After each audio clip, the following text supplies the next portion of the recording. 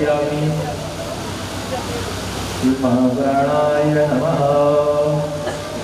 महाराज जी की पूजन करें, महाराज जी को तिलक बंधन करें, महाराज जी को तिलक बंधन। ओम सच्चिदानंदरूपाय विश्वोत्पत्त्यादिहेतवे तापत्रय विनाशाय श्रीकृष्णाय वयं नमः। अखण्डमण्डलाकारं व्याप्तं येन चराचरं तद्भवतं दर्शिनं तेन तस्मै श्रीगुरवे नमः। सर्वोपचारार्थयुक्ताकृपाणं समर्पयामि। प्रार्थना गुरु नमस्काराय समर्पयामि। आराधना प्रज्वलित करें, दीप प्रज्वलित करें, दीप प्रज्वलित करें।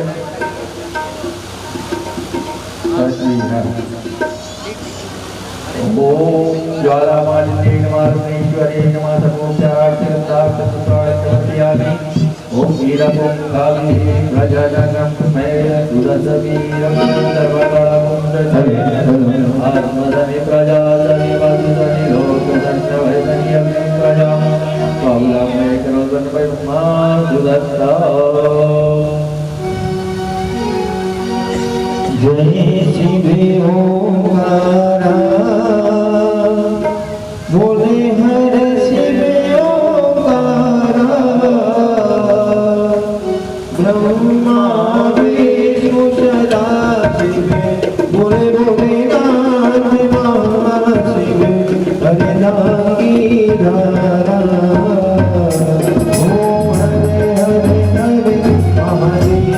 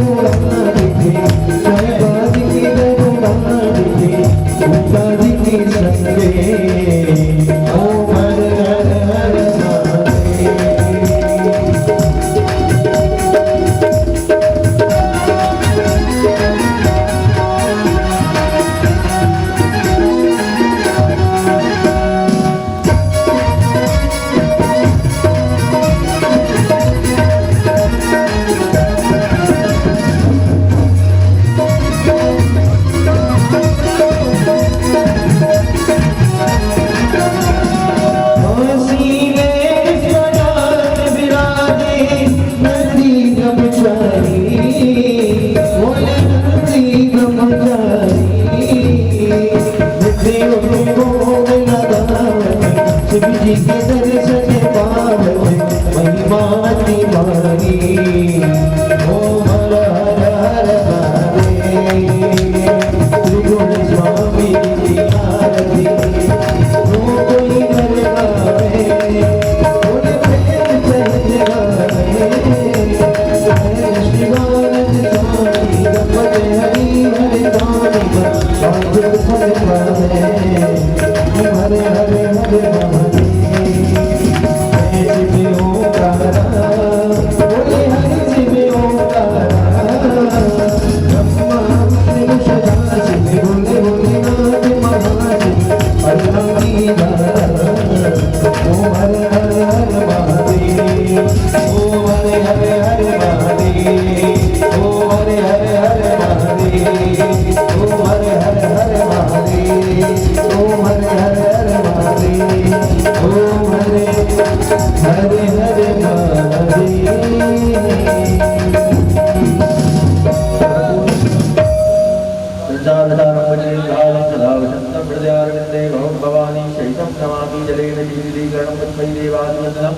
आरोग्यार्थे आर्यार्थे मंत्रपुष्पांजलिर्वायतानि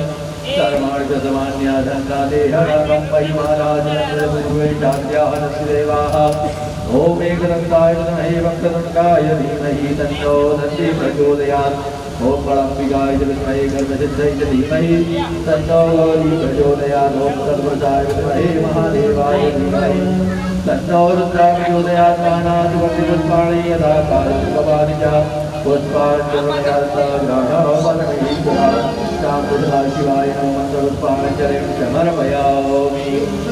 परिवर्तन भगवान की जय, गौरी मैया की जय, शिव महापुराण की जय, शिव महापुराण की जय, मल्लार मंगोबार सरकार की जय, तुलजा भवानी मैया की जय, व्यासी भगवान की जय, व्यासी भगवान की जय।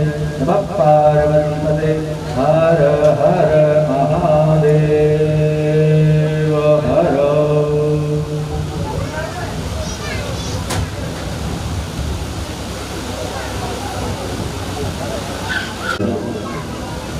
सिया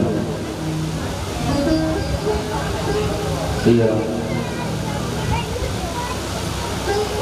सिया सिया सिया सिया वक्रतुंड महाकाय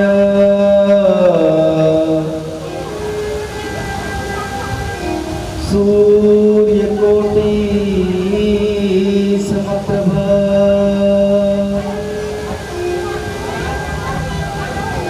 निर्विघ्नं कुरु मे देव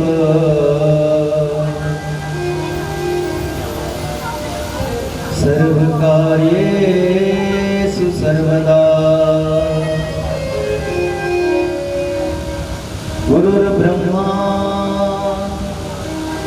गुरुर्विष्णु गुरुर्देवो महेश्वरा गुरुर्साक्षात् परब्रह्मा तस्मै श्री गुरुवे नमः।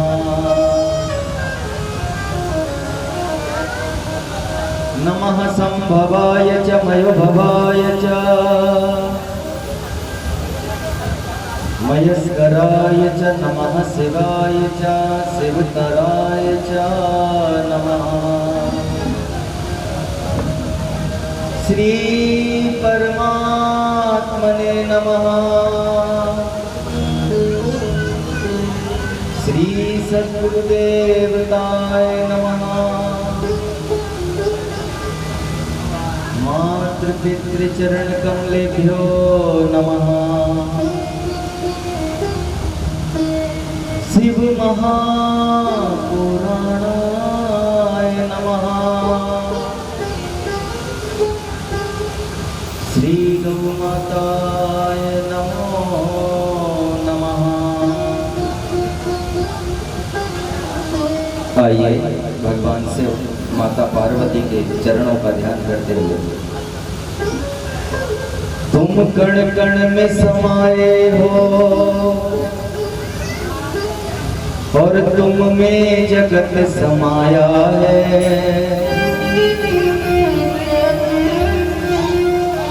जड़ चेतन सब तेरी रचना, तुझसे आश्रय पाया है। तुम दुनिया में सब प्राणी के प्रभु जीवन के आधार हो।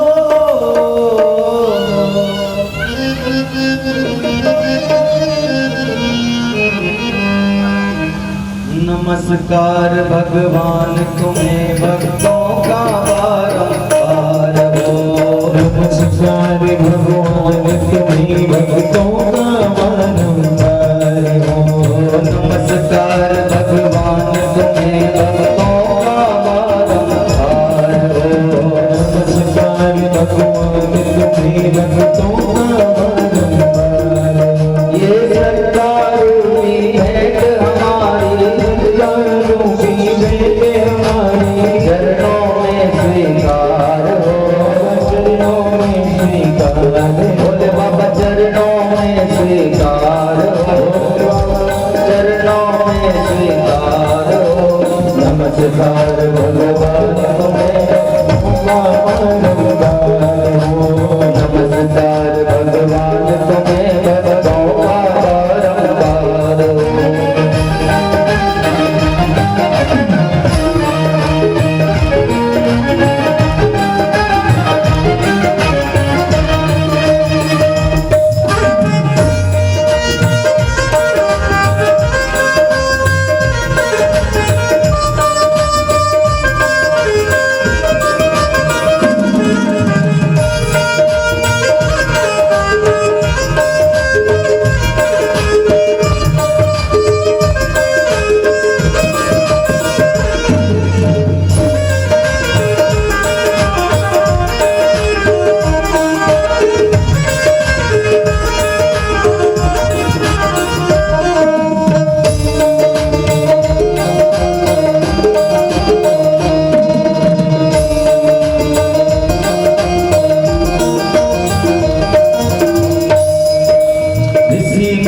जन योगी सारे तेरा ही गुण गाते हैं। ऋषि मुनि जन योगी सारे तेरा ही गुण गाते हैं।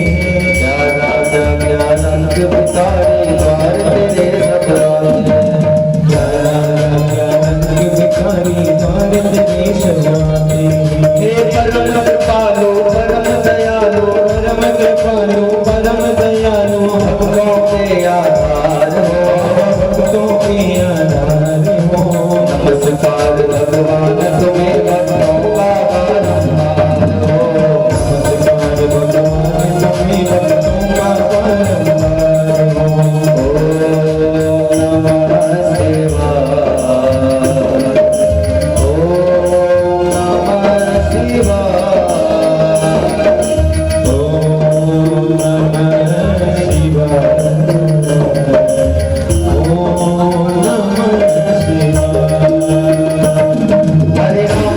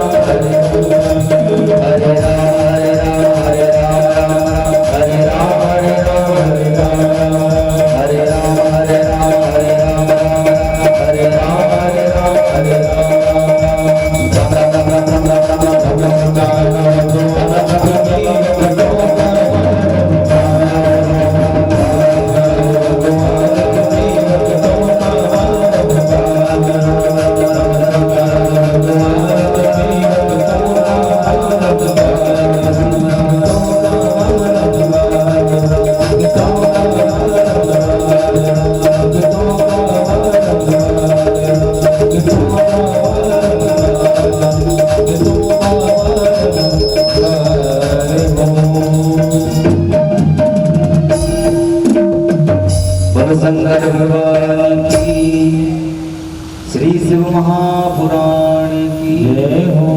श्री तुलजा भवानी की जय हो। श्री मलार खंडोबा देव की जय हो। शिव परिवार की जय हो। श्री राम दरबार की जय हो। श्री हनुमान जी महाराज की जय हो। श्री भैरव बाबा की जय हो। अपने अपने गुरु महाराज की जय हो। अपने अपने माता पिता की जय हो। नमः पार्वती पतये हर हर महादेव।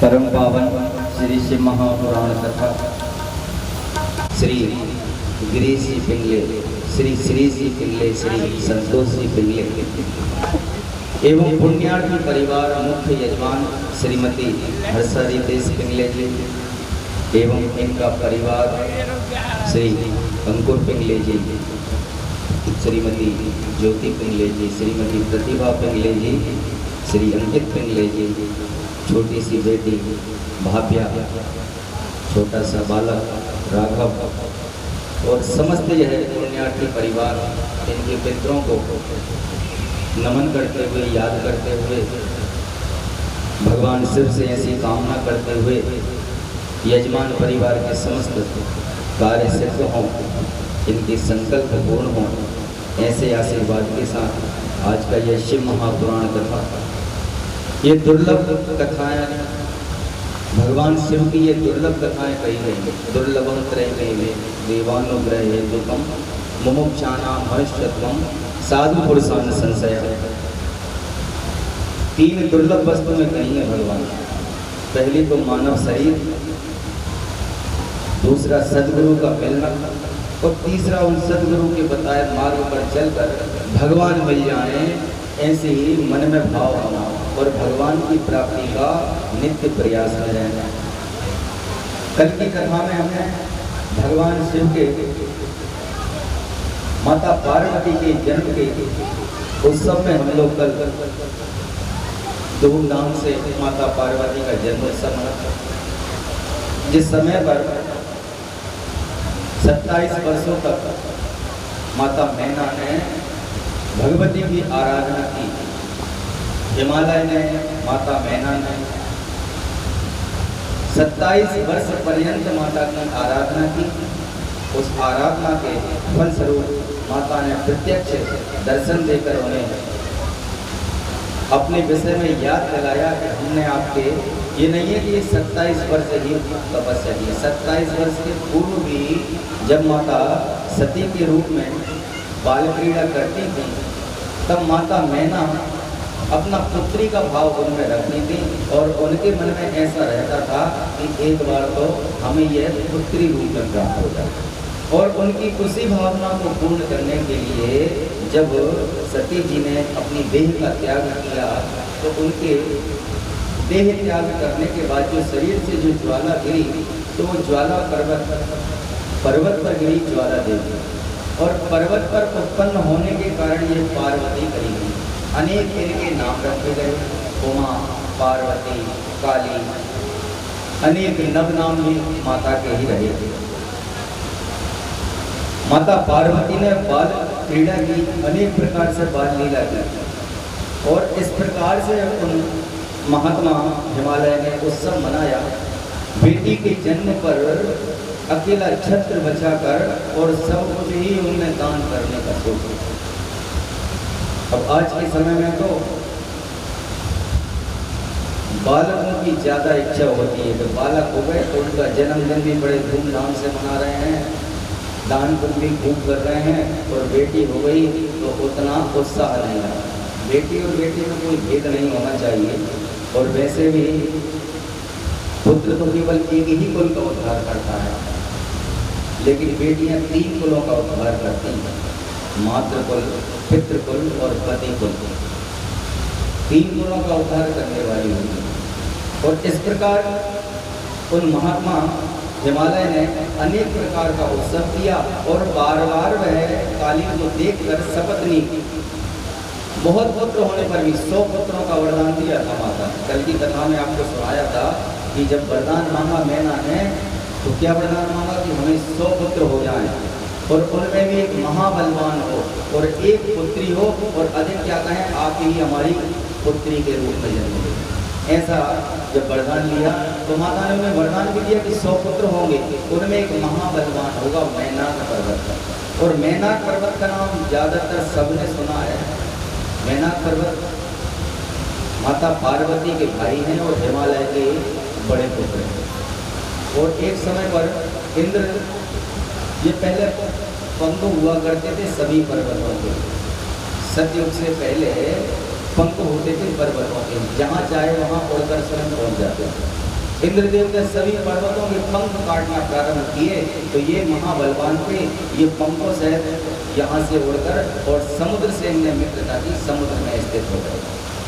तो उसी समय पर जब हनुमान जी उस 100 योजन के समुद्र को पार कर रहे थे तब मैनाक पर्वत उनके यहाँ प्रकट हुए थे और उनसे कहा था कि आप थोड़े समय हमारे लिए विश्राम करना। तो हनुमान जी ने कहा कि राम काज बिन मोई कहाँ विश्राम, जब तक भगवान का काम नहीं कर देंगे जब तक हम विश्राम नहीं करेंगे। तो ये माता मैना ने माता पार्वती से वरदान ग्रहण किया। अच्छा, जिसके पास बुद्धि हो तो वह एक वरदान में भी अनेक वरदान प्राप्त कर लेता है। अब यहाँ पर तो चाहती तो सीधे जय कह देती कि हमें तो आप पुत्री रूप में जाओ, लेकिन उनको पुत्र भी चाहिए थे तो माता से ऐसा वरदान ले लिया। ऐसे ही एक वृद्ध माता थी, उनके यहाँ पर धन कुछ था नहीं, नेत्र भी नहीं थे। अब जिसके पास नेत्र ना हो तो उसका तो जीवन ही व्यर्थ है, उसके तो कुछ देखना ही नहीं है, दर्शन कुछ होना ही नहीं है। तो वे नेत्र नहीं थे और वह माता थी, भगवान की भक्ति जरूर बहुत करती थी और भक्ति से ही सब कुछ प्राप्त किया जा सकता है। यहाँ सती के लिए भगवान शंकर जी ने नवदा भक्ति का उपदेश दिया। भगवान राम ने माता सबरी को नवदा भक्ति का उपदेश दिया। तो ये भक्ति के बस में भगवान ने खुद कहा है कि हम भक्ति के बस में रहते हैं, और कोई हमें सोचे कि बस में कर लें तो कोई भगवान को बस में नहीं कर सकता। एकमात्र भक्ति है कि भक्ति के बस में भगवान हो जाता है, भगत के बस में है भगवान। तो वह माता वृद्धा माता भगवान की भक्ति खूब करती थी। एक उसका पुत्र था, छोटी सी उसकी झोंपड़ी थी। एक दिन भगवान ने सोचा कि इसका भला कर दे बेचारी अम्मा का, कब से भक्ति कर रही है अपनी, तो क्यों ना इसको दर्शन दे। भगवान ने एक दिन उसको दर्शन दिए। दर्शन दिए और कहा कि अम्मा हम तुम्हारी भक्ति से बड़े प्रसन्न हैं, तुमको ये वरदान हमसे मांग लो, लेकिन बस एक ही वरदान देंगे, इससे अधिक नहीं देंगे। अब अम्मा बड़ी बुद्धिमान थी, बड़ी बुद्धिमान। अब अम्मा ने सोचा कि क्या मांगे, हमें चाहिए तो बहुत कुछ है, लेकिन भगवान ने कहा कि सिर्फ एक वरदान देंगे, तो ऐसा क्या वरदान मांगे कि सब कुछ हमारे पास हो जाए। तुमने बड़ा मन में ऐसा विचार किया और विचार करके अच्छे से सोच किया कि ठीक है भगवान, यदि आप हमें देना ही चाहते हैं तो हम अपने नेत्रों से अपने नाती को सोने चांदी के अनेक बर्तनों में भोजन करना देखना चाह रहे हैं। बोलो शंकर भगवान। एक वरदान नहीं भगवान सब। भगवान ने कहा अरे अम्मा तुम तो बड़ी जो है बुद्धिमान निकली।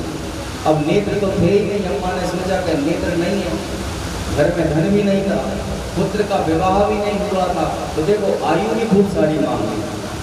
कहा कि हम अपने नेत्रों से, पहले तो कहा नेत्र मांगे और फिर मांगे कि नाती से, अब विवाह होगा बच्चे का, जब तो नाती होगा तो विवाह भी मांगे। और बहुत सारे सोने चांदी के बर्तनों में भोजन करके देखना चाहती हैं, तो जब धनवान हो जाएंगे तभी तो फिर इतने सारे सोने चांदी के बर्तन। तो एक ही वरदान में उन्होंने अनेक मांग लिए। तो कभी कभी आदमी बुद्धि से भी अपने काम चला लेता है, देता है। बोलो शंकर भगवान की अस्तु। यहाँ पर ये प्रतिक्षण काली को देखकर बार बार प्रसन्न होते माता मैना और हिमाचल अनगिनत उनके ऐसे प्रारंभ में माता पार्वती को अनेक नामों से उन्होंने पुकारना प्रारंभ किया और कुल परंपरा के हिसाब से तो पार्वती नाम रखा।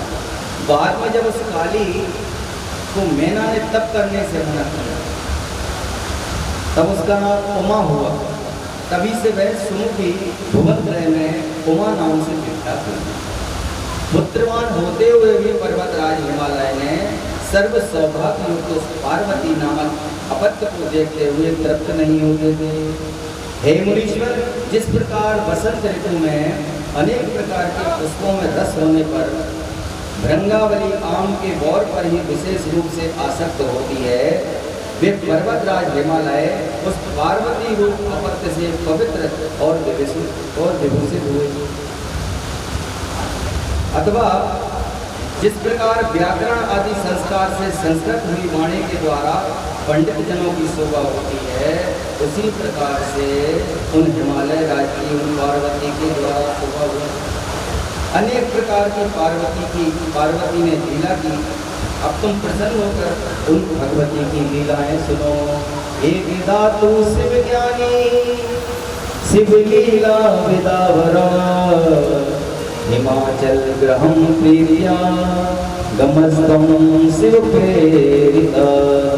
ब्रह्मा जी कह रहे हैं कि एक बार शिव की लीला को जानने वाले तथा शिव का महत्व को समझने वाले नारद जी शिव की प्रेरणा से प्रेम पूर्वक हिमालय के घर गए। नारद जी तो ऐसे हैं कि कहीं भी आ जा सकते हैं, इनको कहीं बंधन नहीं है, कहीं इनको कोई रोक नहीं सकता।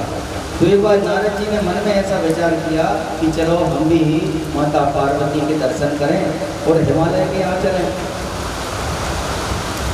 जब महात्मा को आया हुआ देखा तो बड़ा आदर सत्कार किया और अपनी पार्वती को बुलाया, उनके चरणों में गिराया। हे मुनीश्वर, फिर हिमालय ने तुम्हें प्रणाम करके हाथ जोड़कर अपने भाग्य की सराहना की और सिर झुकाकर कहा,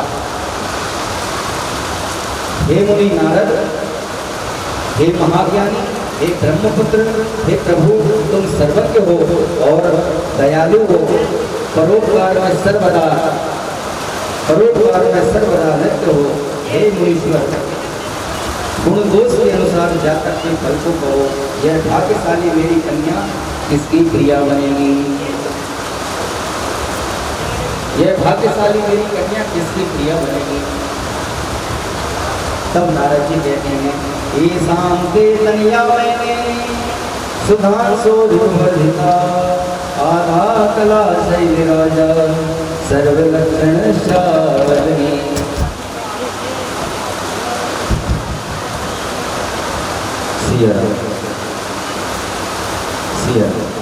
नारद जी कह रहे हैं कि हे शैलराज, आपकी यह कन्या चंद्रमा आदि कला के समान निरंतर बढ़ रही है। यह सभी प्रकार के सुंदर लक्षणों से परिपूर्ण है।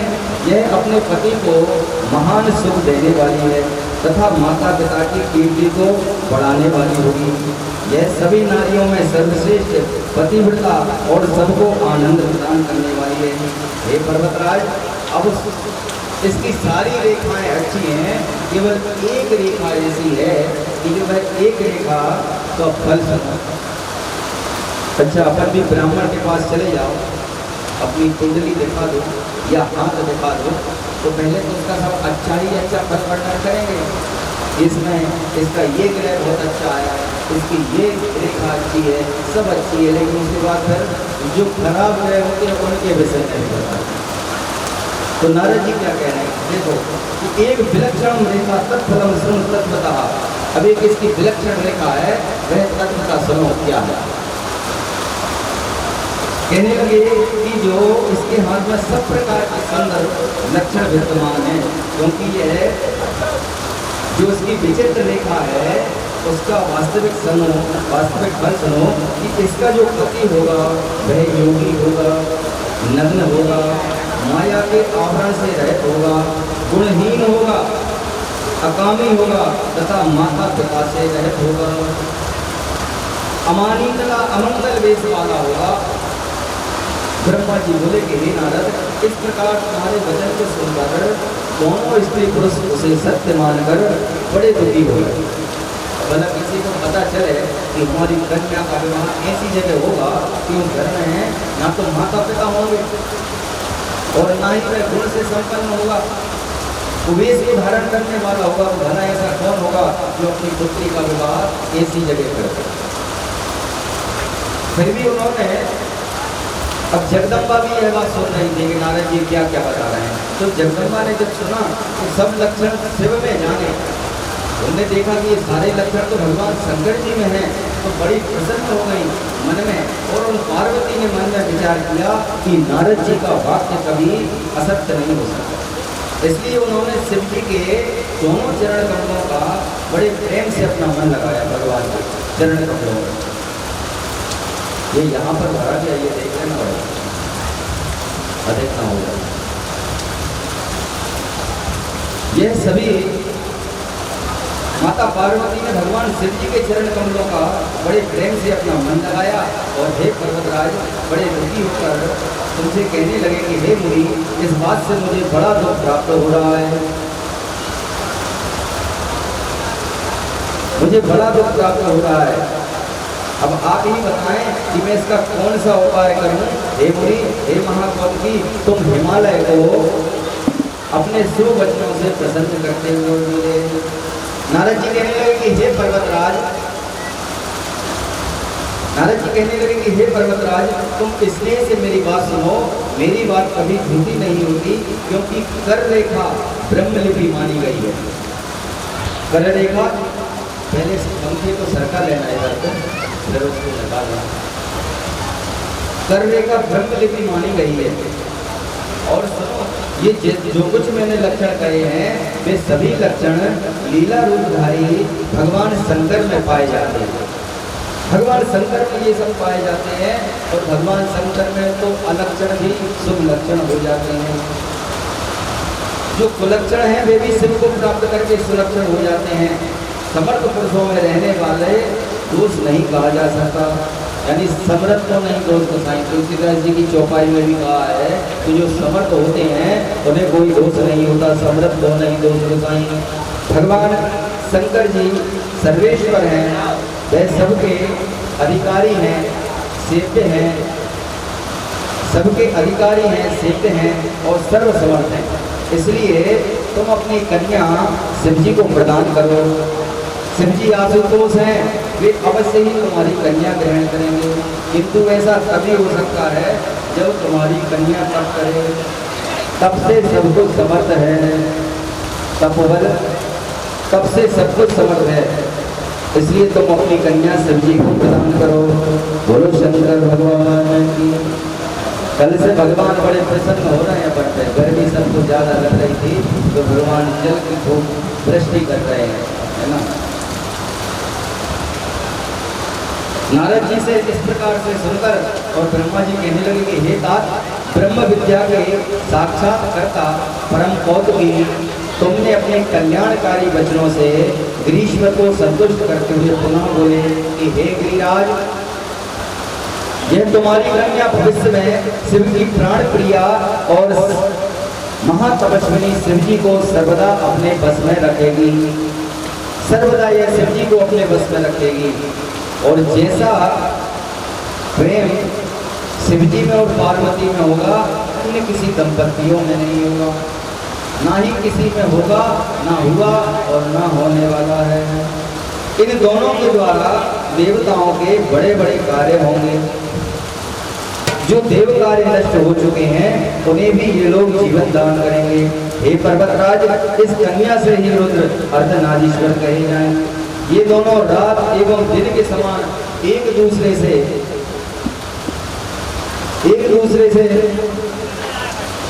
अर्धनारीश्वर कहे जाएंगे। ये तुम्हारी कल्याणकारी पुत्री अपने तपस्या के प्रभाव से शंकर को संतुष्ट करके और उनके आधे शरीर का हरण करेगी। इस प्रकार से यह कन्या किसी दूसरे के लिए कदापि मत देना, और मेरे द्वारा कहे गए इस रहस्य को किसी देवता के सामने प्रकाशित नहीं करना, है ना।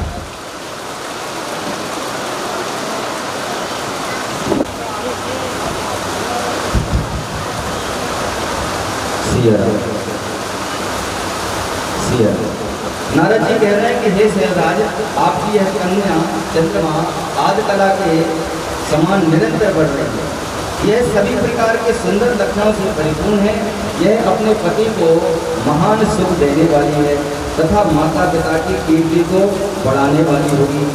यह सभी नारियों में सर्वश्रेष्ठ पतिव्रता और सबको आनंद प्रदान करने वाली है। हे पर्वतराज, अब इसकी सारी रेखाएं अच्छी हैं, केवल एक रेखा ऐसी है कि जो वह एक रेखा तो फल सुनो।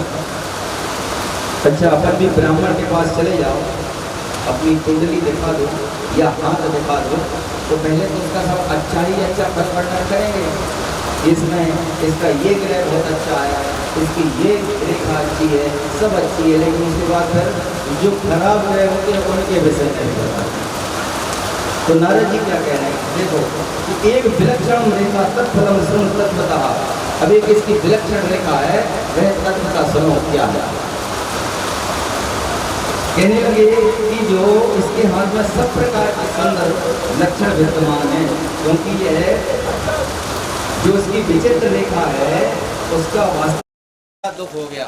अब ऐसा भला कौन माता पिता होंगे जो अपनी पुत्री का विवाह किसी कुवेश को धारण करने वाले, अथवा जिनके पास कुछ ना हो, ना जो वस्त्र अच्छे पहनते हों, ना जिनके पास घर अच्छा हो, तो कोई ऐसा लिखा भी है शास्त्रों में कि अपनी कन्या को उसी के लिए देना चाहिए जो योग्य हो, जो संपन्न हो, जो खर्च को वहन करने योग्य हो। यानी निर्धन व्यक्ति को कन्या किसी को नहीं देना चाहिए, ऐसा शास्त्र कहते हैं। अब निर्धन का मतलब ऐसा नहीं है, नहीं कोई सोचे कि महाराज ने कह दिया कि निर्धन व्यक्ति, निर्धन उसे कहा जा सकता है जिस पे कुछ भी ना हो, और सामान्य में तो साधारण में इतना तो हो कि व्यक्ति जो है भोजन खिला सके, घर में रख सके, वस्त्र दे सके, सामान्य जरूरतों को पूरा कर सके। अब जिसके पास इतना भी नहीं है उसे अपनी कन्या कदापि नहीं देना चाहिए। तो नारद जी कहने लगे कि इसलिए इसे मेरी बात सुनो, मेरी बात कभी झूठी नहीं होती। ये सब लक्षण भगवान शंकर जी में है, और भगवान शंकर जी तो कुवेश को धारण भले ही करते हैं, लेकिन समर्थ को नहीं दोष गोसाई, वह सामर्थ्यवान है। कुवेश भी उनके वेश को धारण करके मंगलमय हो जाता है। तो ब्रह्मा जी कहते हैं कि ब्रह्म विद्या के साक्षात्कर्ता परम कौतुकी, तुम अपने कल्याणकारी वचनों से गिरीश्वर को संतुष्ट करते हुए पुनः बोले कि हे गिरिराज, यह तुम्हारी कन्या भविष्य में शिव की प्राण प्रिया और शिव के सानुकूल रहने वाली है, और जैसा प्रेम इन दंपत्ति में होगा ऐसा किसी में नहीं होगा। इस तरह नारद जी कहने लगे कि हे महामुद्धिमान गिरिराज, तुम्हें इस बात की चिंता नहीं करनी चाहिए कि यह तुम्हारी कन्या, जिसका नाम काली है, पूर्व काल में दक्ष की कन्या थी।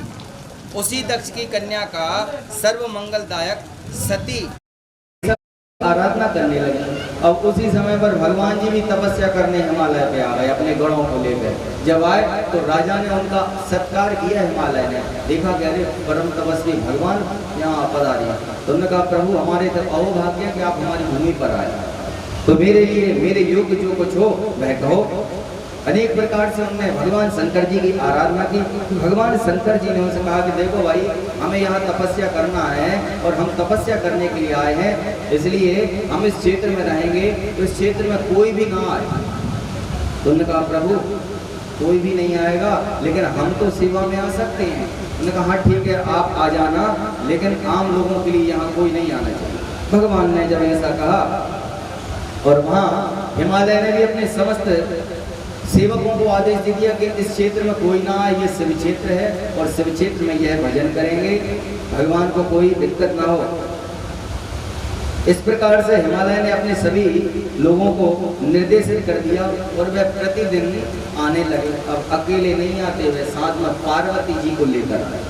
अब पार्वती जी के साथ में जब हिमालय आए तो भगवान शंकर जी थोड़े क्रोध हो गए। उन्होंने कहा भाई देखो, हम तो तपस्वी हैं और स्त्रियों को से तपस्वी को दूर रहना चाहिए, क्योंकि ऐसा शास्त्रों ने कहा है कि साधु को दासी, ब्राह्मण को फांसी और चोर को फांसी शोभा नहीं देती। साधु यदि कोई दासी रखेगा तो ये शोभायमान नहीं होगा। ब्राह्मण यदि हंसने वाला है, हंसी ठिठोली करने वाला है, यजमान के घर गया है और हंसी ठिठोली कर रहा है, मजाक कर रहा है, तो ये ब्राह्मण को शोभायमान है। और चोर है, चोर को फांसी है तो उसको शोभायमान। कहीं चोरी करने गया और इतने में फांसी आ गई तो पकड़ लिया और पीटा, बोलो शंकर भगवान। तो इस तरह से शंकर जी ने अनेक प्रकार से कहा कि इस कन्या को यहाँ मत लाया करो, तुमको आना है तो आ जाओ, और स्त्रियों का हमारे क्षेत्र में कोई काम नहीं है। अनेक प्रकार से कहा। हिमालय ने कहा कि प्रभु ये मेरी कन्या है, पुत्री है, और भला ये तो आपकी सेवा से आप इसको रोक क्यों रहे हो? कुछ ना कुछ तो सेवा, बाहर से कुछ झाड़ू बुहारी कर देंगे, आपके लिए कुछ लकड़ियां ले आया करेंगे, आपको पुष्प एकत्रित कर देंगे। भगवान ने कहा कि नहीं भाई, हम तो हमारे सेवक हैं, हमारे गण हैं, नंदी आदि, ये सब देख लेंगे। अनेक प्रकार से शंकर जी ने कहा। तो हिमालय कहने लगे, हे महादेव करुणा कर भगवान शंकर, आप इधर तो देखिए, मैं आपकी शरण में हूँ। महिमा, आपकी महिमा मन तथा वाणी से भी सर्वथा परे है, इसलिए हे प्रभु मेरी इस कन्या को आप सेवा में रहने की अनुमति प्रदान करें। अब जब हिमालय से बात नहीं बनी तो माता पार्वती स्वयं आ गई हैं मैदान में। काय के लिए? उन्होंने कहा हम थोड़ी इनसे बात करते हैं, पिताजी आप रहने दो। तो माता पार्वती ने सांख्य शास्त्र का सहारा लिया। सती चरित्र में भगवान शंकर जी ने ही सांख्य शास्त्र, वेद शास्त्र, विमान शास्त्र आदि की रचना की और माता सती को बताया। आज उसी सांख्य शास्त्र का सहारा लेकर और माता पार्वती शिव जी से वार्तालाप कर रही है। और क्या कह रही हैं? भवानी कहती हैं कि किमुक्तम गिरिराजा या त्वया योगी तपस्विना तदुत्तरम शृणु विभो मतो ज्ञान विशारदा। पार्वती जी कहने लगी कि आप तपस्वी और योगी होते हुए भी मेरे पिता से ऐसी बातें क्यों करते हो? आप तो परम तपस्वी हो, योगी हो। अब आप मुझसे इसका उत्तर सुनिए। ज्ञानियों में विशारद, हे शंभु, आप तपरूप महाशक्ति की प्रेरणा से इस महातपस्या में प्रवृत्त हुए हैं। पार्वती जी कह रही हैं कि आप भी ये जो तपस्या में प्रवृत्त हुए हो तो ये तपरूप की प्रेरणा से हुए, ऐसे नहीं हुए, उसमें भी शक्ति प्रमुख है। और जो महाशक्ति ने आपको प्रेरणा दी है, उस शक्ति का नाम क्या है? वह प्रकृति है। और उस प्रकृति नाम से वह शक्ति कही जाती है। वही शक्ति उत्पत्ति, पालन और संहार करती है। अतः हे भगवान, आप कौन हैं तथा आपको तप में प्रवृत्त करने वाली है सूक्ष्म प्रकृति क्या है, इसका विचार करना चाहिए। भला आप ही सोचें कि प्रकृति के बिना लिंग रूपी महेश्वर किस प्रकार रहते हैं। प्रकृति के बगैर कोई पुरुष रह ही नहीं सकता, क्योंकि प्राणी आप महेश्वर की अर्चना, वंदना तथा ध्यान और प्रकृति के कारण ही करते हैं। आप स्वयं इस बात को हृदय से विचार करके कहिए। पार्वती के वचन सुनकर और उग्र तपस्या से निरत प्रसन्न आत्मा शंकर जी हंसते हुए बोले, तपसा परमणेव प्रकृति नास्याहं प्रकृतया रहिता सम्मोरहं तिष्ठं तत्वता तस्माच्च प्रकृते। भगवान कहने लगे कि हे, मैं परम तपस्या से ही प्रकृति का नाश करता हूँ। भगवान ने कहा कि मैं ही इस प्रकृति का नाश भी करता हूँ इस तपस्या के द्वारा। और मैं शंभु बिना प्रकृति के ही नित्य तत्वतः स्थित रहता हूँ। भगवान को तत्व से समझने की आवश्यकता है। इस कारण अच्छे से सज्जनों को प्रकृति का संग्रह नहीं करना चाहिए, प्रकृति का संग्रह नहीं करना चाहिए और लोकाचार से रहित होकर निर्विकार स्थित रहना चाहिए। ब्रह्मा जी कह रहे हैं कि हे तात नारद, जब शिव जी ने लोकाचार से ऐसा कहा तब काली प्रसन्न हृदय होकर वो भगवान शंकर से मधुर वचन में कहने लगी, यद भक्तम भवता योगिना वचनम शंकर प्रभो सचा किम प्रकृति तीतस्तम भवान कृत्यम। भगवान काली जी कहने लगे कि हे प्रभु शंकर, हे योगी राजा, आपने जो वचन कहा है क्या वह प्रकृति नहीं है? जो हम मुख से वाणी से बोल रहे हैं, जो चल रहे हैं, जो खा रहे हैं, सो रहे हैं, जाग रहे हैं, सुप्त अवस्था, जागृत अवस्था, ये सब तो प्रकृति ही है ना। तो आप इससे अलग कैसे हो गए? आप बताइए। ये सारा दृश्य जगत प्रकृति से निरंतर बद्ध है। इस कारण आपको ऐसा नहीं कहना चाहिए कि आप प्रकृति से आबद्ध नहीं हैं। हृदय से विचार कीजिए कि आज जो भी सुनते, खाते, देखते हैं और कहते हैं, ये सब प्रकृति का ही कार्य है। बगैर प्रकृति के कोई न तो बोल सकता, न चल सकता, न सुन सकता, न कह सकता। तो आप यदि प्रकृति से परे हैं तो प्रभु शंभु, आप इस हिमालय पर्वत पर एकांत में तपस्या करने की आपको क्या जरूरत है, जब प्रकृति से आप परे ही हैं। तो भगवान हे हर प्रकृति ने आपके निज स्वरूप का निर्गीण कर लिया है, जिससे आप निज रूप को नहीं जानते। और बुद्धिमान लोग प्रत्यक्ष होने पर अनुमान को प्रमाण नहीं मानते। हे यह जितना जो कुछ प्राणियों के इंद्रिय गोचर हो रहा है, बुद्धिमान लोग अपनी बुद्धि से उन सभी को प्रकृति का ही कार्य मानते हैं। और आप वही पुरुष हैं। बस यही बात सत्य है कि मैं प्रकृति हूँ और आप पुरुष हैं। यह तो मेरा अनुग्रह है कि आप मेरे कारण सगुण और रूपवान कहे जाते हैं। क्योंकि भगवान शंकर जी को क्या कहा है कि भगवान निर्गुण हैं, निराकार हैं, लेकिन प्रकृति के वशीभूत होकर वही भगवान शंकर, शिव, महेश सगुण और साकार रूप में आ जाते हैं। आप यद्यपि जितेंद्रिय हो, फिर भी मैं आपको पराधीन बनाकर आपसे नाना प्रकार के कर्म कराती हूँ। इस प्रकार आप मुझसे अलग नहीं है, प्रकृति से अलग नहीं है। मैं प्रकृति से परे हूँ। यदि आपकी यह बात सत्य है तो हे शंकर, मेरे समीप रहने से आपको भयभीत नहीं होना चाहिए। यदि आप प्रकृति से परे भी हैं तो भगवान शंकर जी बोले कि हे गिरिराज, तुम सांख्य शास्त्र की विदुषी हो, तुमने सांख्य शास्त्र में परम विद्वता हासिल कर ली है, इसलिए तुम नित्य ही मेरी सेवा कर सकती हो। मैं तुम्हें ये अनुमति प्रदान करता हूँ। इस तरह से पार्वती जी ने भगवान शिव को सांख्य शास्त्र से पराजित किया। अब यहाँ पराजित कर दिया नहीं, भगवान हार गए। देखिए, उचित बात को ईश्वर भी मानते हैं। ब्रह्मा जी बोले कि भक्तों पर अनुग्रह करने वाले तथा उनको प्रसन्न करने वाले भगवान शंकर पार्वती जी से ऐसा कहकर पुनः गिरिराज से बोले कि हे गिरे, मैं तुम्हारे इस मनोहर शिखर पर अपने आनंदमय परमार्थ स्वरूप का ध्यान करता हूँ। तपस्या में निरत होकर विचरण करूंगा। हे पर्वतराज, अब तुम मुझ पर तप करने की आज्ञा प्रदान करो, क्योंकि तुम्हारी अनुमति के बिना इस प्रदेश में कोई तप नहीं कर सकता।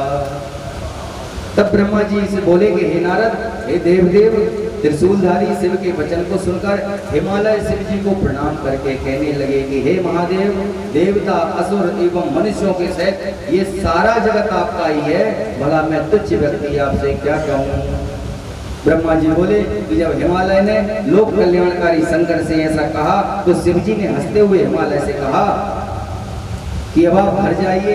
शिव जी की यह वचन सुनकर हिमालय पार्वती के साथ आनंद के साथ अपने घर गया और माता पार्वती फिर नित्य भगवान की सेवा में रहने लगी। वह भगवान के आसपास का सारा कार्य बड़ी स्वच्छता से करती। पतिव्रत धर्म में एक नियम यह भी आता है कि स्त्रियों को चाहिए कि अपने घर की सारी चीज़ों को व्यवस्थित रखें, क्योंकि जिस घर में स्त्रियां अपने घर की सामग्री को व्यवस्थित जो नहीं रखती तो उस घर में दरिद्रता का वास हो जाता है। क्योंकि ये पतिव्रत धर्म में ये स्वयं माता पार्वती को और ब्राह्मणी ने उपदेशित किया है।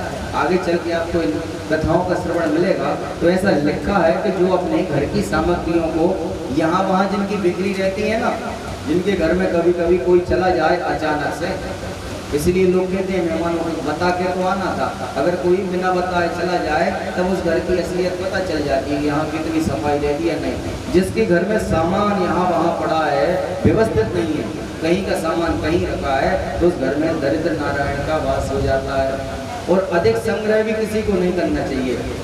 जितनी आवश्यकता है उतना तो सबको करना चाहिए। भगवान स्वयं कह रहे हैं कि अधिक संग्रह किसी के लिए ठीक नहीं है। एक बार नारद जी और विष्णु जी पृथ्वी लोक पर भ्रमण करने आए। पृथ्वी लोक पर भ्रमण करने आए और यहाँ पर आकर एक दूर से किसी ग्राम में गए तो बढ़िया एक मंदिर दिख रहा था। नारद जी ने कहा कि भगवान बहुत देर हो गई घूमते घूमते, चलो किसी भक्त के यहाँ चलें तो कुछ थोड़ा अल्पाहार स्वल्पाहार कुछ ग्रहण करेंगे। भगवान ने कहा नारद जी तुम्हारी इच्छा है तो चलो। उन्होंने कहा भगवान ये एक मंदिर बड़ा अच्छा सुंदर मंदिर दिख रहा है, तो जब मंदिर है तो यहाँ भक्त भी हो गई जिसने ये मंदिर बनवाया होगा। भगवान ने कहा चलो चलो भक्त के यहाँ चलो। जब भक्त के यहाँ पहुँचे तो भक्त कोई साहूकार था, उस गांव का बड़ा सेठ था। मंदिर तो बढ़िया बना, अच्छा मंदिर बना, लेकिन जो मंदिर को जिसने बनाया उसके पास भाव कुछ नहीं था। अब भगवान के स्वरूप में तो आते नहीं है, वेश धारण करके आते हैं। महात्माओं का वेश धारण करके आए। अब महात्मा का वेश धारण करके आए जैसे ही कि भाई अलख निरंजन कोई है क्या यहाँ। सेठ जी निकले बाहर। हाँ बाबा उसने कहा कि भाई कुछ स्वल्पाहार मिल जाए, कुछ हमारे लिए भिक्षा मिल जाए। उन्होंने कहा बाबा कोई नौकर चाकर घर में नहीं है, आगे जाओ यहाँ कुछ नहीं है, जाओ। नारद जी को बड़ा बुरा लगा। उन्होंने कहा बताओ, साधु संतों का ही जो है यहाँ सम्मान नहीं है, तो जब जहाँ संतों का ही सम्मान नहीं है तो वहाँ क्या होगा। नारद जी कहने लगे देखो प्रभु जी आपका भक्त है, इतना बड़ा मंदिर बनाया है और बताओ एक गिलास पानी की भी नहीं पूछी। अपन तो महात्मा के भेष में आए, तब ये महात्माओं को ये पानी भी नहीं दे सकता। बोले गाँव से नहीं। भगवान ने कहा सुनो, अपन तो एकांत में चलो, कहीं बाहर चलो और कहीं देखेंगे। तो उस गांव से बाहर निकले। गांव से बाहर निकलकर एक वृद्ध माता रहती थी, छोटी सी उनकी झोपड़ी थी। भगवान ने कहा कि देखो अपन चलते हैं, यहाँ चलो, ये दिख रही है झोपड़ी, कोई ना कोई तो होगा, यहाँ तो कुछ मिलेगा। नारद जी ने कहा ठीक है प्रभु यहाँ चलो। अब जब इतने बड़े घर में गए थे वहाँ कुछ नहीं मिला, तो झोपड़ी में क्या मिलेगा। भगवान ने कहा चलो तो सही देखेंगे। नारद जी के साथ में गए। अब जब गए तो एक वृद्ध माता रहती थी, एक उनके यहाँ गाय थी। अब गाय और वृद्ध माता जैसे ही संत अंदर पहुंचे, अंदर जगह अलग निरंजन माता बेचारी बाहर आ गई। साधुओं को देख कर ही वह उनकी दंडवत उसने प्रणाम किया। साधुओं को कहा पधारिए महाराज, अहो भाग्य मेरे जो आप मेरे घर पधारे। बढ़िया उसने जो कुछ उसके पास था, उसकी दरी चद्दर खटिया पर उसको भगवान को बिठाला। प्रभु आसन ग्रहण करो। भगवान बैठ गए। भगवान ने कहा माता बड़ी भूख लग रही है, कुछ हो तो ले आओ। अब माता ने कहा अंदर गई माता। एक गाय थी उनके यहाँ, और तो कुछ था नहीं। तो वह गाय भी बिल्कुल कमजोर, बिल्कुल वृद्ध बूढ़ी हो गई थी गाय, जर्जर। अब खाने को मिलेगा जब तो गाय मोटी होगी। जब माता के पास खाने नहीं है तो उतना ही था। गाय भी वृद्ध थी, वो दुबली पतली गाय थी, उतना ही दूध देती थी। माता अंदर गई तो आधा गिलास दूध था। वह दूध आधे गिलास था, तो उसने उस दूध में और जल मिलाया, उसको एक गिलास किया और उसको 2 भागों में बांटा। 2 भागों में बांट के जो कुछ था आ गई माता और उसने उनको दूध दिया। भगवान ने दूध को ग्रहण किया, नारद जी ने भी ग्रहण किया, बड़ी प्रसन्नता से बाहर आ गए। अब एक घटना हुई थी इस कथा में। जब उस सेठ के यहाँ से, साहूकार के यहाँ से भगवान निकले थे और उस साहूकार ने कहा था जाओ आगे जाओ, यहाँ कुछ नहीं है। तो भगवान घर के बाहर निकल के और उसको आशीर्वाद दिया कि तेरी खूब संपत्ति बढ़े, दिन दूनी रात चौगुनी होगा। नारद जी ने मन में तो सोचा था कि इसने पानी तो दिया नहीं है, भगवान इसको फ्री में ही आशीर्वाद दे रहे हैं, बताओ। अब यहाँ पहुंचे इस वृद्ध माता के यहाँ, दूध पी के बढ़िया खा पी के और बाहर निकले। नारद जी ने कहा भगवान उसको तो दे दिया आशीर्वाद, इसको भी तो दे दो, इसके यहाँ तो कुछ ही नहीं है, उसे तो खूब धनवान का। भगवान ने कहा इसको भी दे रहे हैं, हाँ बिल्कुल दे दो। भगवान लौटे, बोले इसकी गाय मर जाए। बोले शंकर भगवान। अब तो नारद जी से रहा नहीं गया, बहुत उनको बुरा लगा। बोले भगवान हमें जी तुम्हारी बात नहीं जमी। ना बिल्कुल नहीं जमी है। उसने कुछ पानी भी नहीं दिया, उसको तो ऐसा आशीर्वाद दिया कि इसकी खूब दिन दूनी रात चौगुनी धन संपत्ति बढ़े। और इसने बेचारी माता ने कितनी आओ भगत की, बताओ है। ये इतना सा दूध था, उसके बाद उसने उसी को समर्पण कर दिया। और आपने इसे वरदान तो नहीं दिया, श्राप और दी दे, एक गाय के सहारे तो बेचारी चल रही है और इसकी गाय मर जाए ऐसा। भगवान ने कहा देखो नारद जी, अब तुमको हम बता ही देते कि आखिर में क्या बात है कि हमने उसको वरदान और उसकी गाय को मरने का दिया। बोले ऐसा है कि जिसके पास जितना धन होता है ना अधिक, तो जितना अधिक धन होगा तो उसका मोह उस धन से छूटेगा नहीं। और जब ये मर जाएगा तो मरने के बाद ये नाग बन के उसी धन पर बैठेगा। बोलो शंकर भगवान। तो हमने इसलिए दे दिया, कभी कम है थोड़ा और ज्यादा हो जाए तो ये जल्दी मरे और नाग बन के उसी धन पे बैठे। इसकी गति नहीं होगी, हम तक पहुंचेगा ही नहीं, क्योंकि इसकी जीव की जिसमें भाव होता है अंतिम समय में उसी की योनि प्राप्त होती है। कि ये धन कर रहा है, जब इसका निधन हो जाएगा तो उसी धन पे नाग बन के बैठेगा। और ये जो वृद्ध माता है ये गाय से बड़ा प्रेम करती है, और यदि गाय से पहले ये मर गई तो अगला जन्म इसका गाय की योनि में होगा। इसलिए हमने इसकी गाय को मरने का वरदान दिया कि पहले गाय मर जाए तो कम से कम फिर ये हमारी भक्ति में हमारा नाम बजती रहेगी, गाय को याद नहीं करेगी। तो इसकी मुक्ति हो जाएगी। बोलो शंकर भगवान की। तो इसलिए अधिक धन भी इकट्ठा नहीं करना चाहिए। और महात्मा तो किसी वेश में जाए उनका हमेशा आदर सत्कार करना चाहिए। अभ्यागत हमेशा हमारे पितृ जो है ना अभ्यागत के रूप में ही आते हैं सबके घर में। कभी कभी अब घर में माताएं एक कटोरी आटा दे रही हैं किसको, मांगने वालों को, और आटा देने के बाद अंदर घुसती है तो बड़बड़ाती कि दिन भर है कि जी मांगने वाले हैं, बंद ही नहीं हो रहा है। एक कटोरी आटा देके और मन में बड़बड़ाते चली जा रही है, दिन भर है कि भिखारी कब तक दें कब तक दें। तो जब तक भगवान हमें दे रहा है तब तक हमें देना चाहिए। 3 चीजें कभी त्यागने योग्य नहीं है। पहला है धर्म, कभी अपना धर्म मत त्यागो।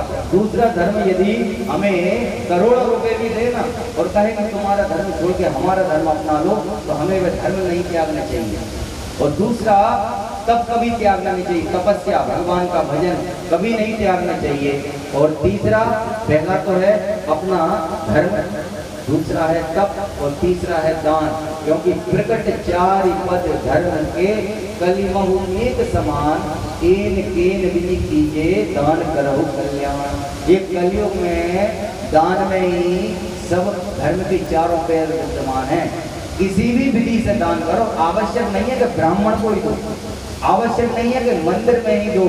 जहाँ हमारी आत्मा कह दे वहाँ धर्म कर दो, वहाँ दान कर दो, गरीब बच्चों में कर दो, भिक्षावृत्ति करने वालों में कर दो, अथवा पड़ोस में ही कोई है हमें पता है कि ये बहुत इनकी स्थिति खराब है, हम संपन्न हैं, तो हमें इनकी मदद कर देना चाहिए। क्योंकि अष्टादश पुराण येषु व्यासाय वचनद्वयम् परोपकाराय पुण्यः पापाय परपीडनम्। पुण्य की परिभाषा यही है कि परोपकार करते चलो। वो महात्मा कब के स्वरूप में आ जाए, और महात्मा तो ऐसे हैं कि अपनी युक्ति चलाई लेंगे। अच्छा, ये मानव का मन भी ऐसा है कि भगवान खूब दे दे करोड़ों का, और यदि ये कोई कौड़ी की चीज है तो उसका मन उस कौड़ी की चीज में रहेगा। एक जगह एक महात्मा जी का भोजन किया, एक अम्मा थी बढ़िया प्रेम से भोजन करवाया। अब महात्मा जी पहुंचे, सब लाइन से बैठे, सब कुछ परस दिया भोजन, सब रखा भोजन में। अब लेकिन माता जी पापड़ देना भूल गई। अब पापड़ उनके पीठ के पीछे रखे और माता इधर ब्राह्मणों के आगे मुख करें, सबको परस रही, खाओ प्रभु ग्रहण करो। अब महात्मा जी का बार बार ध्यान पापड़ पे ही जा रहा है, पापड़ नहीं दिए माता ने। मांगे कैसे, शर्म लग रही है, शर्म आ रही मांगने में, क्योंकि सब कुछ है पापड़ नहीं है, लेकिन मन बार बार पापड़ पे जा रहा है। तो ब्राह्मण महात्मा ने सोचा कुछ युक्ति करो, क्योंकि पापड़ तो खाना है, मांगेंगे तो शर्म लगे, अच्छा नहीं लगेगा। तो उन्होंने कहा माता आज तो तेरे भाग्य से हम लोग बच गए। माता ने कहा है महाराज क्या हो गया, आप ऐसा क्यों कर? बोले हम जैसे ही निकल के आ रहे थे एक इतना बड़ा सांप आया। बोले कितना बड़ा? बोले यहाँ से वो पापड़ रखी है माता। उन्होंने कहा पापड़? अरे महाराज पापड़ देना तो भूल ही गए। अरे पापड़? अरे हम पापड़ नहीं मांग रहे, हम तो बता रहे थे कि एक सांप इतना बड़ा था कि आज तो बच ही गए सामने से। बोलो शंकर भगवान। तो कभी कभी महात्मा भी युक्ति से अपना काम कर लेते हैं। और यहाँ पर भगवान शंकर जी भी महात्मा के वेश में आए, युक्ति से काम निकालने की सोच रहे थे कि ना आए ना आए। जब पार्वती जी के सांख्य शास्त्र से पराजित हो गए तो उन्होंने उन्हें अनुमति दे दी कि आप ठीक है आ जाओ और हमारी सेवा में लगो। अब यहाँ पर माता पार्वती उनकी सेवा करने लगी। कभी लकड़ियाँ लाती, कभी पुष्प लाती, कभी झाड़ू बुहारी करती, अनेक प्रकार से उनकी सेवा करती। और भगवान शंकर जी भी कभी ध्यान में होते, कभी भजन करते, कभी कथाएं सुनाते, अनेक प्रकार से भगवान लीला करने लगे। इसी तरह से जब काफी समय निकल गया तो इंद्रदेव ने कामदेव को भेजा है वहां पर भगवान शंकर को। क्यों भगवान शंकर तो जो है काम के अधीन कभी नहीं है, भगवान ने काम को भस्म किया है। अब भगवान इंद्र ने कामदेव को भेजा वहां पर कि जाओ और जाकर तुम भगवान शंकर जी और पार्वती जी का विवाह हो जाए, ऐसी कोई लीला करो। इस तरह से जब कामदेव को भेजा है तो फिर कामदेव यहाँ पर माता पार्वती को, और कामदेव को भी क्यों भेजना पड़ा? क्योंकि तारकासुर नामक जो राक्षस था, उस राक्षस ने ऐसा वरदान प्राप्त किया था कि हमें मृत्यु आए तो भगवान शंकर जी के पुत्र के द्वारा। तो तारकासुर भी कौन था? तो तारकासुर एक वज्रांग नामक राक्षस का पुत्र था। तारकासुर वज्रांग नामक राक्षस का पुत्र हुआ तारकासुर। उसने भगवान ब्रह्मा जी की तपस्या की 10,000 वर्षों तक इतनी घनघोर तपस्या की कि अपने पैरों के अंगूठे पर खड़े होकर दोनों भुजाओं को उठाकर 100 वर्षों तक मुख को ऊपर उठाकर भगवान की आराधना करता रहा। और तपस्या के द्वारा जब उसने ब्रह्मा जी को प्रसन्न कर लिया तो ब्रह्मा जी ने प्रत्यक्ष दर्शन देकर उससे कहा वरदान मांगो। तो वरदान में उसने क्या कहा कि भगवान हमें अमर कर दो। और संसार में जितने भी राक्षस आए हैं संसार में भगवान की तपस्या करके सबने एक ही वस्तु चाहिए है और वह क्या है, वह कहा अमरता। अमरता किसी को मिलती नहीं है, मरना कोई चाहता नहीं है और अमर कोई होता नहीं है। अमरता चाहिए अधिकतर राक्षसों ने। भगवान से कहा कि ब्रह्मा इसका हमें तो अमर कर दो। ब्रह्मा जी ने कहा अमर तो हम ही नहीं है, तुम्हें क्या कर दें। ऐसा कुछ मांगो कि जो हम दे सके। हमारे पास अमृत प्रदान करने वाला वरदान नहीं है। हम चिरंजीव कर सकते हैं, जब तक ये सृष्टि कल्प हो, कल्प के हिसाब से चिरंजीव कर सकते हैं, लेकिन हम अमर नहीं कर सकते। कुछ और वरदान मांगो। तारकासुर, अच्छा राक्षस बुद्धिमान भी बहुत होते हैं, ऐसा नहीं है। तो राक्षस ने देखा कि क्या करें। उसने सारे संसार में जब देखा तो उसे भगवान शंकर जी दिखे और मैं जानता था कि भगवान शंकर जी का विवाह हुआ था और सती माता ने अपना शरीर त्याग कर दिया। अब तो ये बाबा बन गए और बाबा बन के कोई भला विवाह करेगा क्या, होएगा ही नहीं विवाह और कोई अपनी कन्या देगा भी नहीं। तो उन्होंने कहा कि देखो अगर आप हमें वरदान देना चाहते हैं तो ऐसा वरदान दीजिए कि भगवान शंकर के वीर से उत्पन्न पुत्र के द्वारा ही हमारी मृत्यु हो, अन्य कोई भी हमें ना मार पाए। ब्रह्मा जी ने कहा तथास्तु। ऐसा वरदान प्राप्त हुआ तो तारकासुर अजय हो गया, क्योंकि उस समय भगवान शिव का विवाह नहीं हुआ था। जब विवाह ही नहीं हुआ तो संतान कहाँ से आएंगी, तो वह अजय हो गया, उसे कोई नहीं मार सकता था। तो तारकासुर ने समस्त देवताओं का राज्य हरण कर लिया, समस्त गंधर्वों का, यक्षों का, सारे त्रिलोक का अधिपति बन गया, त्रिलोक का अधिपति स्वामी बन गया। और उस तारकासुर से समस्त संसार भयभीत हो गया, देवता यहाँ वहाँ भागने लगे। तब इंद्रदेव ने भगवान शिव के पास में देखो तपस्या करके तो सब देवताओं ने तपस्या की, तब माता पार्वती के रूप में आई। तो ये सब तपस्या क्यों की थी, क्योंकि जल्दी से भगवान का विवाह हो जाए, जल्दी संतान हो जाए, ताकि ये तारकासुर के आतंक से मुक्ति मिले। अब भगवान तो यहाँ जो है लीला कर रहे हैं, भगवान तो काम जैसे विकार भगवान को छू ही नहीं सकते, क्योंकि तो भगवान तो इन सब विकारों से परे हैं, गुणों से निर्गुण है, निर्गुण भगवान। अब जब कामदेव को भेजा है इंद्र ने, तो कामदेव ने वहां जाकर भगवान शंकर जी पर अपने बाणों का प्रयोग किया।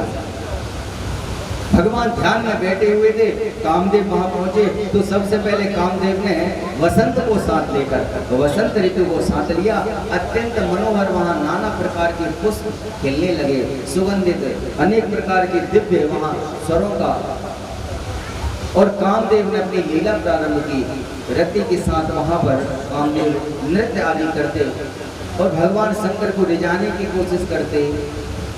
धीरे धीरे करके जब भगवान से बात नहीं बनी तो कामदेव ने फिर अपने अस्त्रों का प्रयोग करना चाहा, क्योंकि उनके पास 5 बाण हैं कामदेव के पास, और इन 5 बाणों से संसार में कोई बचता नहीं। हम मनुष्यों के अंदर भी ये कामनाओं के कांटे बार बार कामदेव हृदय को छेदन करते हैं। ये काम जो है महाभयंकर शत्रु है धर्म का, मनुष्यों का। संसार में सबसे बड़ा किसी को शत्रु कहा है तो इस काम को ही कहा है। जितने भी महात्मा होंगे, महापुरुष होंगे, ये सब काम को ही शत्रु कहेंगे, क्योंकि ये कामनाएं हैं जो मनुष्यों से बार बार पाप कराती हैं, और कामनाएं हैं जो बार बार मनुष्यों से पुण्य कराती हैं। अब जब कामदेव ने भगवान शिव के पास अपने अस्त्रों का प्रयोग किया तो भगवान शिव पर उनके अस्त्रों का कोई अस्त्र उनके काम में नहीं आया। एक एक करके सारे अस्त्र मारे, कहीं कुछ नहीं हुआ, छिद्र ही नहीं मिल रहा था भगवान में जब छिद्र नहीं मिला तो उसने भगवान को जो तीसरा नेत्र है ना, ये थोड़ा सा खुला रहता है भगवान का, पूरा नहीं।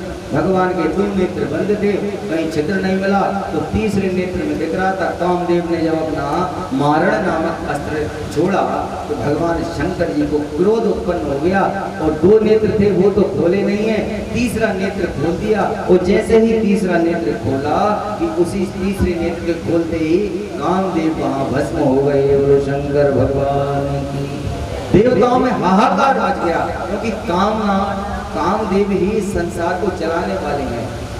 जब कामदेव का अंत हो गया तो बाहर रति थी, वह रति भी घबरा गई, भाग कर आकर देखा तो कामदेव थे ही नहीं, वहां तो राख का ढेर था।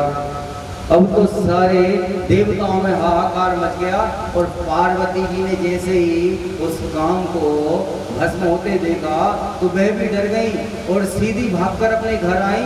और ऐसा इसमें लिखा है, घर आके उन्हें ज्वर हो गया, ज्वर कर होता बुखार इतनी तेज करी कि घर आके पार्वती जी को ज्वर हो गया, ज्वर से पीड़ित हो गई। अब बार बार मूर्छित हो जाती माता पार्वती, बार बार भगवान शिव का ध्यान, और शिव जी भी वहां से अंतर ध्यान हो गए।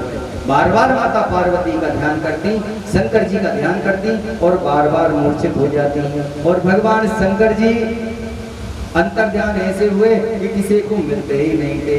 अब तो माता पार्वती देखो, भगवान पार्वती जी को भी सरलता से मिल गए थे क्योंकि खुद ही आ गए थे। लेकिन अब माता पार्वती जी की यहाँ से तपस्या प्रारंभ होती है। बोलो शंकर भगवान की। यहाँ भी नारद जी आए हैं, नारद जी ने आकर उपदेश किया है माता पार्वती को, उपदेश दिया कि देखो भगवान की यदि प्राप्त करना चाहती हो तो हे माता अब आप तपस्या करो।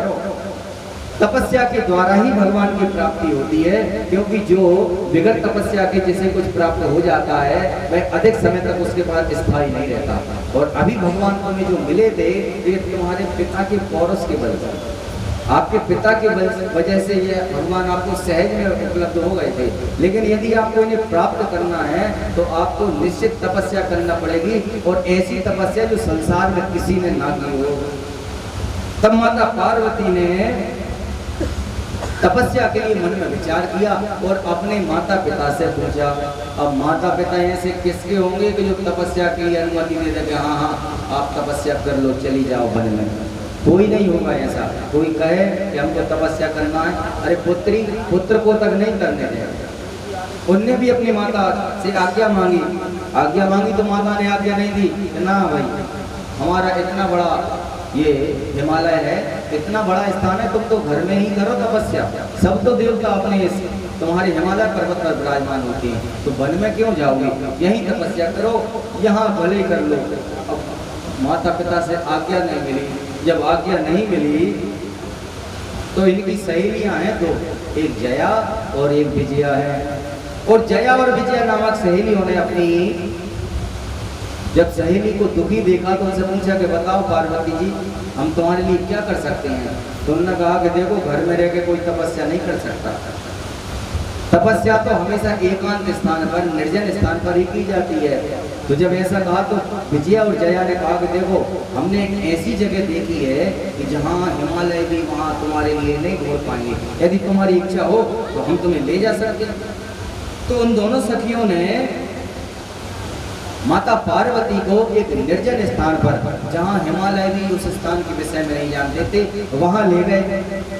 अब वहां सखियों के साथ में वह माता पार्वती भगवान शंकर जी की आराधना करने लगी, तपस्या करने लगी। और तपस्या भी ऐसी वैसी नहीं की, प्रतिकूल मौसम में। अपन तो ऐसा है कि गर्मी लगी आई, थोड़ी देर लाइट चली गई तो इतनी देर में समझ लो कि आधे लोगों का मन नहीं लग रहा होगा, भगवान से कह रहे हैं भगवान जल्दी भेज दो, लाइट को जल्दी भेज दो कि हमारा मन लग जाए। तो अनुकूलता जहाँ होती है वहाँ मनुष्य का मन लगता है, लेकिन प्रतिकूल परिस्थितियों में भगवान की आराधना निश्चित ही फल देने वाली होती है। जया और विजया के साथ मिलकर माता पार्वती ने आप कौन सा व्रत किया है पता है? आप सब लोग करती हैं, अभी भी महिलाएं कर रही हैं, पशुपति व्रत है ना, सब जान रही हैं इसको, व्रत को। इस व्रत का मालूम है विधान क्या है? 12 वर्षों का विधान है इस व्रत का, थोड़ा बहुत नहीं है। अब भले ही मिश्रा जी ने कह दिया कि 5 कर लो तुम तो तुम्हारा काम हो जाएगा, अच्छी बात है, बिल्कुल हो जाएगा। भगवान से प्रार्थना करते हैं कि जरूर हो, लेकिन ये 12 वर्षों का नियम है पशुपति व्रत का। और इसका भी कैसा है कि जब भयंकर ठंड पड़ती, भयंकर सर्दी पड़ती, तो माता पार्वती उस समय पर जल में खड़े होकर, हृदय तक जल में खड़े होकर और भगवान के नमः शिवाय मंत्र का जाप करती नित्य। और जब भयंकर गर्मी पड़ती तो उस भयंकर गर्मी में माता पार्वती चारों तरफ अग्नि को जलाकर धूनी चेतन करके और उस अग्नि के मध्य बैठकर भगवान के उस मंत्र का जाप करती, जो मंत्र नारद जी ने प्रदान किया, पंचाक्षर मंत्र नमः शिवाय। ओम से रहत, स्त्रियों को ओम से रहते ही पंचाक्षर मंत्र जपना चाहिए, नमः शिवाय नमः शिवाय। यद्यपि शिवाय नमस्तुभ्यम भी भगवान का मंत्र है, लेकिन नमः शिवाय की महत्वता कम नहीं होती, कहीं से कहीं तक। ऐसा भी लिखा है इस पुराण में, रुद्र संहिता में ये मंत्र आया है, शिवाय नमस्तुभ्यम कहते हुए मुख को जिसने दर्शन किए तो समझ लो कि तीर्थों का फल उसको प्राप्त होता है। लेकिन नमः शिवाय आपके लिए जो कुछ दे सकता है ये साधारण नहीं है। नमः शिवाय ओंकार से उत्पन्न हुआ है, 5 तत्वों का है, 5 अक्षर हैं और इन 5 अक्षरों के 5 तत्व हैं। जो 5 तत्व हमारे हैं, क्षिति जल पावक गगन समीरा पंच रजत अधम शरीरा। इस शरीर को अधम कहा है और तप के द्वारा इस शरीर को हम शुद्ध कर सकते हैं। माता पार्वती भी ऐसी तपस्या की, बड़ी इतनी तपस्या माता ने की है जितनी कोई कर ही नहीं सकता। सबसे पहले तो माता ने एक समय पर फलाहार लेना चालू किया, व्रत किया। फिर जब फलाहार से भी बात नहीं बनी तो उन्होंने फलाहार का त्याग कर दिया, केवल बील पत्री खाकर, विल्व पत्री खाकर माता ने भगवान की आराधना की। नित्य वह शिवलिंग को बनाती, बालू के रेत से शिवलिंग बनाती और नित्य उनका मानसिक पूजन करती। इस तरह से करते करते जब भगवान एक विधि से नहीं माने तो दूसरी विधि, दूसरी से नहीं माने तो तीसरी विधि, तीसरी से नहीं माने तो चौथी विधि, लेकिन तपस्या को छोड़ा नहीं है। अपन ने ऐसा है कि आज के समय में कि चलो अब तो यहाँ चमत्कार दिख रहा है, यहाँ लाइन लग गई और 2 4 5 7 बार आए तो भगवान से जो मांग रहे हैं तो भगवान ने नहीं दिया, तो अब उन्होंने कहा ये दरवाजा छोड़ो, अब उधर चलो, अब वहाँ काम होगा। 5 7 बार वहाँ गए, वहाँ से नहीं हुआ तो उन्होंने कहा वहाँ चलो। ऐसा सोचो कि जिसको मान लो हम नल का गड्ढा करवाते हैं, 100 फीट गड्ढा करवाएं, अरे पानी तो निकल ही नहीं रहा, यहाँ से निकालो उधर दो, यहाँ से भी नहीं निकल रहा तो वहाँ खोदो। तो यदि एक ही जगह गड्ढा खोदते जाएं, 100 नहीं तो 200, 200 नहीं तो 300, पानी कभी ना कभी तो निकलेगा। ऐसा ही सिर्फ एक द्वार पकड़ लो कि आज नहीं सुन रहे तो कल सुनेंगे, कल नहीं सुन रहे तो परसों सुनेंगे। यदि माता पार्वती जी ऐसे घबरा जाती हैं तो इतने समय तक तपस्या नहीं कर पाती। 12 वर्षों तक माता पार्वती ने पशुव्रत व्रत का आचरण किया, नित्य बदल बदल के नियम करते। कभी वह फलाहार में रही, फिर बगैर फलाहार भी छोड़ दिया, पत्तों में रही, फिर पत्ते खाना भी छोड़ दिए, वायु में रही, केवल वायु का ही भक्षण करती। और ऐसा करते करते 12 वर्ष हो गए, तब भी भगवान प्रकट नहीं हुए। अब तो माता ने फिर इतना कठिन किया कि पेड़ पर उल्टी लटक कर, पैर ऊपर और सिर नीचे, फिर भगवान की आराधना की। जब बहुत हो गई तो तपस्या जब पूर्ण होती है किसी की, तो फिर तो उनके शरीर से अग्नि की लपटें तेज निकलने लगा, और वह तेज भी इतना निकला कि स्वर्ग के देवता उससे जलने लगे। ब्रह्म लोक तक वह तेज माता का पहुंच गया। जब तेज से देवता आदि भयभीत हो गए तो भगवान शंकर जी के पास सभी लोग पहुंच गए, और भगवान शंकर जी के पास में जाकर भगवान शंकर जी की आराधना करने लगे। भगवान शंकर जी की आराधना करने लगे, सभी देवता पहुंच गए और भगवान शंकर जी से कहते हैं,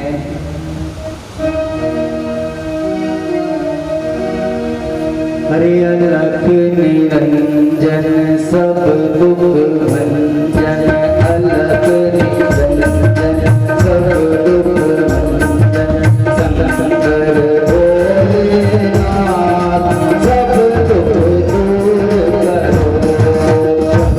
करो, भोलेनाथ सब दुख दूर करो, अलख निरंजन सब दुख भंजन, अलख निरंजन सब दुख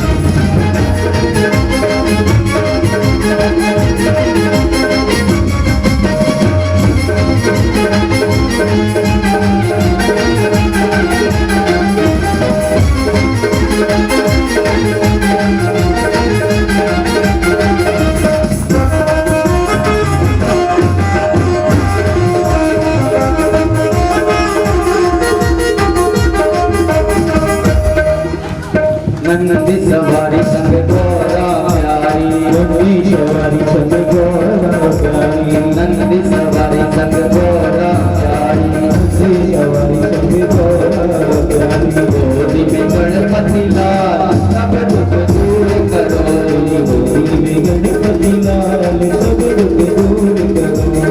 अलग निरंजन सब दुख भंजन, अलग निरंजन सब दुख भंजन।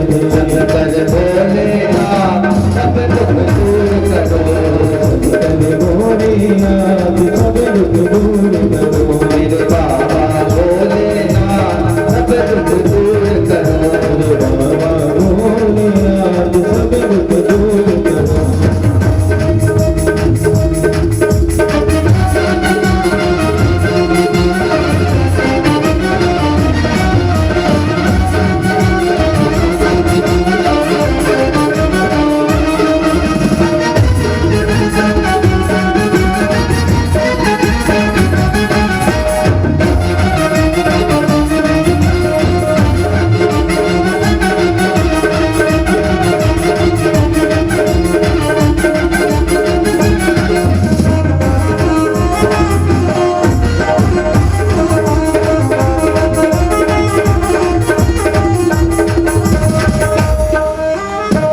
गढ़वासी कैलाश निवासी, गढ़वासी कैलाश निवासी, गढ़वासी कैलाश निवासी, गढ़वासी कैलाश निवासी। कर दो बेड़ा